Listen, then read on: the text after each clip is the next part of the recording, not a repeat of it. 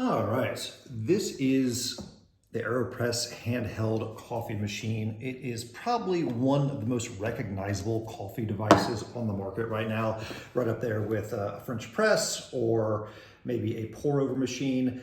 This I really love for its engineering. You can't really tell here, but it is incredibly thick, dishwasher safe plastic. It is incredibly durable. I have packed it in backpacks. I have packed it in suitcases. It has come with me camping. It has come with me on many trips, and it has always performed well. It does not warp in the dishwasher. It does not bend. It does not break.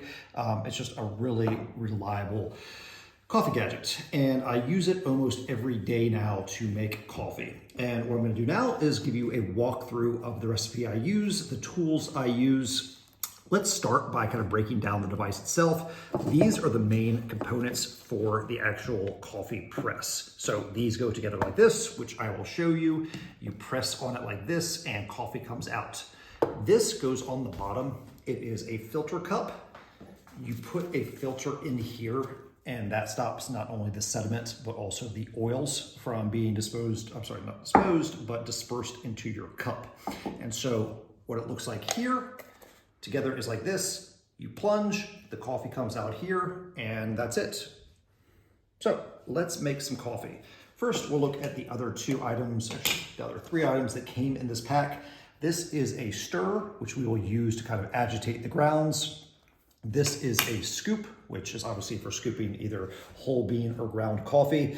If you have a scale, you can use that as well to make sure your kind of coffee recipe is a bit more precise. Today, I've already weighed the coffee, and so we're gonna start with that. So what I like to do generally is put the filter in here. Some people like to wet it in case you can kind of, take away from the paper taste. I don't notice it, so most of the time I don't wet it, but the way you set this up is you're gonna put this on the bottom of the main Aeropress. It's got this nice ring around it, so with most cups, it'll sit right on top. That way it gives you a solid base in which, or onto which to plunge the kind of coffee through.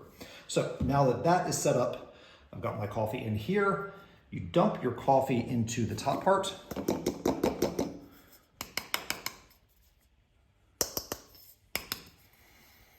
And so you can see that now nothing's happening. The coffee is in here.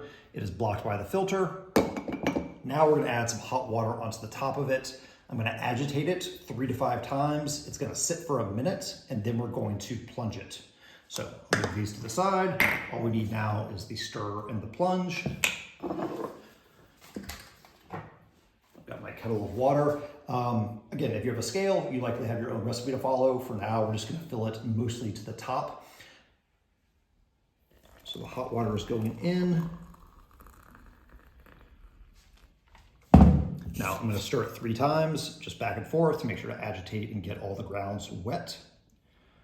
That was actually 4 times. Now a little trick, you put the plunger in, don't plunge. This is strictly to create a suction where it's not going to drip into the cup. This is allowing all the grounds and all the water to sit here for a minute and kind of essentially brew. Your coffee is brewing in this chamber, and there's very little dripping into the cup. If the plunger were not on top, then it would just be dripping, right? Because the air is flowing into here, it's dripping down here, and so you're not getting a really rich extraction. Your cup of coffee is going to be a bit thin. It might not be as strong as you like.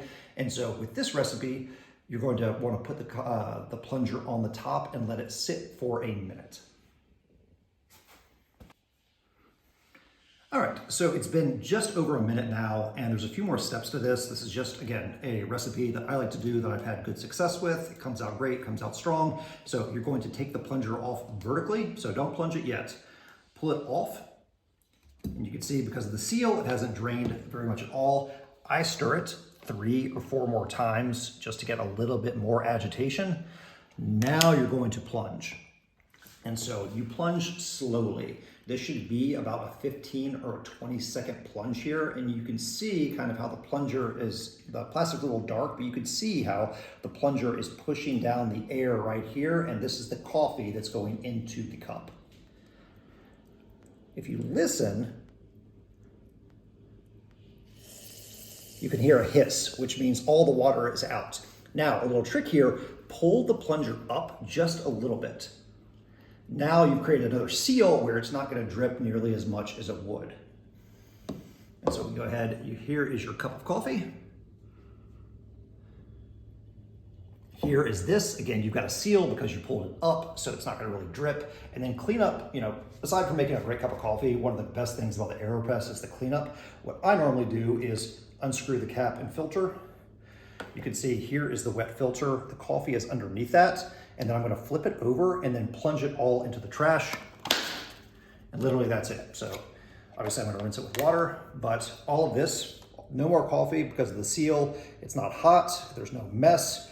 So this is a huge advantage. A lot of people can put this in the dishwasher as well. I don't. I usually just rinse it off and get it ready for use again tomorrow. But that's pretty much it. So it's as simple as that. Again, this recipe, let it sit maybe 1.5 minutes, stir it on each end of the minute, plunge slowly, and then let your coffee sit and cool down for at least 5 minutes. Depends what kind of bean you're using, but in my case, I let it sit for at least 5 because it tends to be a bit more flavorful the cooler it gets.